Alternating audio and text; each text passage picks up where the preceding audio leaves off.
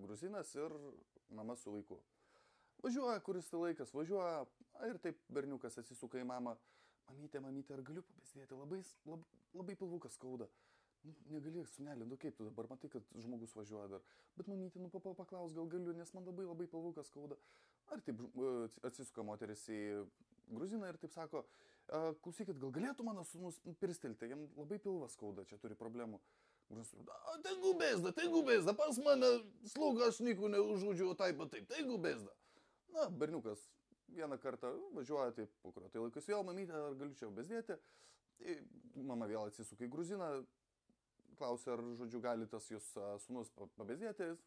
Tegu bezda, kas man slauga, aš nieko neužžudžiu, taip, tegu bezda, tegu vaikų geriau bus.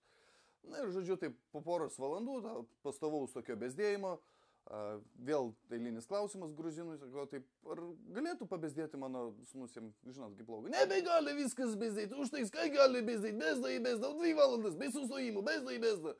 Bet taigi, jūs sakėt, jums slauga, jis nieko neužžodžia. Slauga, bet tai akis graužti pradėjo.